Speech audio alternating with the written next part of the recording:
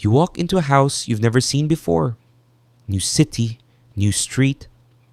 Someone opens the door, and for a moment, everything is ordinary.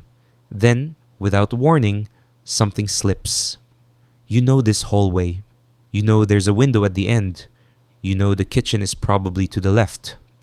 You haven't taken a single step, but part of your mind is already convinced you've been here before. The feeling lasts maybe 2 seconds. Then it disappears. You're left standing there with a question that's strangely difficult to answer. How can your brain remember something that never happened? Almost everyone experiences déjà vu at least once. Large surveys suggest around 90 to 97% of people report it during their lifetime. It's so common that we've stopped being surprised by it. We shrug, laugh, call it a glitch in the matrix, and move on. For centuries, people reached for supernatural explanations, past lives, premonitions, parallel universes brushing against each other. It's an attractive idea. But when neuroscientists finally managed to trigger déjà vu inside the laboratory and watch the brain in real time, they found something far stranger. The feeling wasn't coming from a broken memory. It was coming from the system that's supposed to protect you from false memories.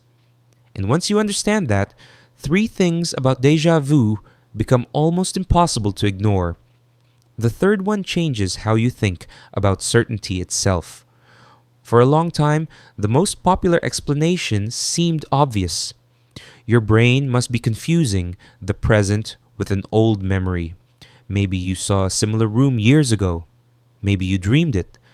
Maybe the memory was buried so deeply that you couldn't consciously retrieve it, but some part of your brain still recognized it.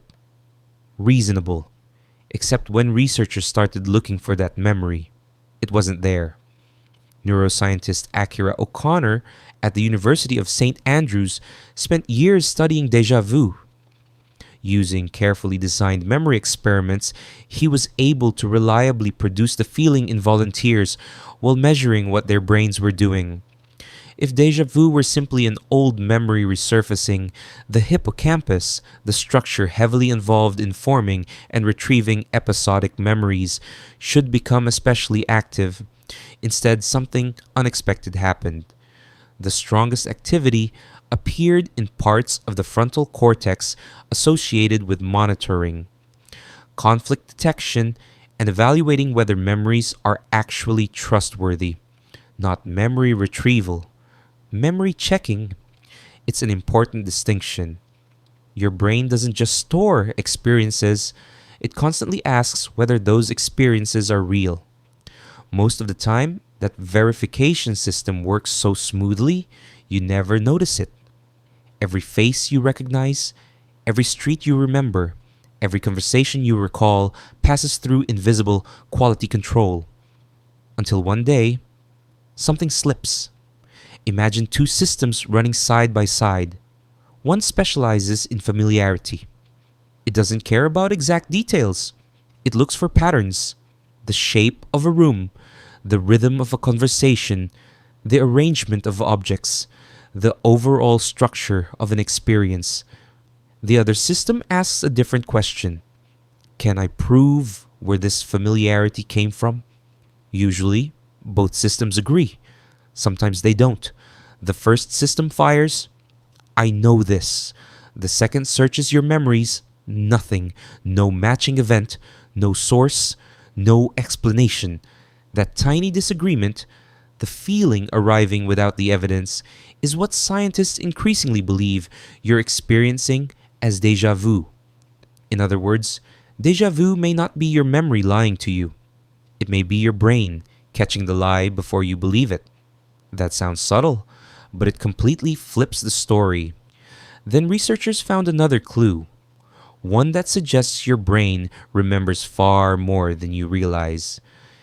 In recent virtual reality experiments, participants explored digital environments filled with different objects, colors, and buildings. Later, they entered entirely new environments, or at least they looked new. Hidden beneath the different scenery was the same spatial layout. The geometry matched. The pathways matched. Only the decorations had changed. People often experienced deja vu in those environments, even though they couldn't consciously identify what was familiar. Ask them why the place felt known, and they couldn't tell you, because they weren't recognizing the furniture, they were recognizing the blueprint. Your brain appears to store the deep structure of experiences, not just the surface details. Long before you're consciously aware of a place, your nervous system may already be comparing its architecture against thousands of environments you have encountered throughout your life. It's doing pattern matching beneath awareness. By the time this feels familiar reaches consciousness, the comparison has already happened. That's the first thing most people get wrong. Your brain isn't only recording memories, it's extracting hidden patterns from them. Now, here's the second thing. If deja vu depends on accumulated experience, you'd expect older adults to experience it more often. After all, they've lived longer. They've seen more places, met more people, collected more memories. But that's not what researchers find. Deja vu is reported most frequently during the late teens and 20s, then gradually becomes less common with age. Young children rarely describe it at all. At first glance, that makes no sense. Until you remember that deja vu isn't just about familiarity, it's also about noticing when familiarity is suspicious. Children's frontal lobes, the regions involved in monitoring and evaluating information, are still developing for many years. As those networks mature through adolescence and early adulthood, they become much better at detecting conflicts inside the mind itself. Later in life, many cognitive monitoring processes become a little less sensitive, not dramatically, just enough. Think about a spell checker. When it's working well, it constantly catches tiny mistakes you never notice. If it becomes less sensitive, the document doesn't suddenly become perfect. It simply catches fewer errors. That's a subtle but unsettling possibility. The absence of deja vu may not always mean your memory became cleaner. Sometimes it may simply mean your internal editor has become quieter, which leads to an uncomfortable question. How much confidence do you have because your memories are accurate, and how much because your brain stopped questioning them? Now, for the third piece, the one that almost never gets mentioned. Deja vu has an opposite. It's called jamais vu. Instead of something new, feeling strangely familiar, something deeply familiar suddenly feels completely foreign. Researcher Chris Moulin has spent years studying this phenomenon. One of his experiments was remarkably simple. Participants repeatedly wrote the same ordinary word by hand. Again, again, again. After enough repetitions, something strange began happening. The word stopped feeling like a real word. People stared at it and described it as meaningless shapes. Letters they'd recognized since childhood suddenly looked unfamiliar. Nothing about the ink had changed. Nothing about the language had changed. Only the brain's sense of familiarity had collapsed. Researchers believe jamais vu may act like a kind of reset mechanism when repeated processing becomes overloaded. It has also been observed in conditions involving repetitive checking, including obsessive compulsive disorder, where familiar actions can suddenly lose their feeling of certainty. What's fascinating is that déjà vu and jamais vu aren't opposites because one involves remembering and the other forgetting.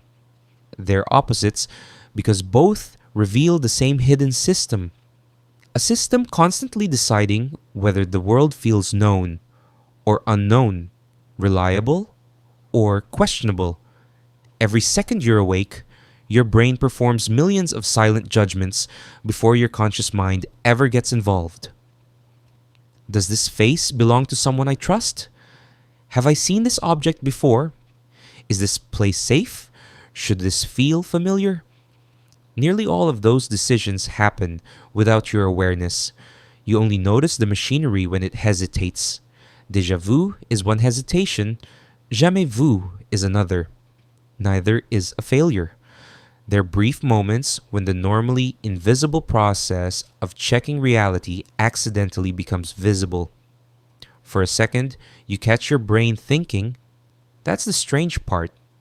Most of what you experience as certainty was never consciously chosen. It arrived before you did. So the next time a hallway feels impossibly familiar, or a conversation seems like it's already happened, you don't need a past life, you don't need a glitch in the universe. What you're experiencing is something arguably more remarkable.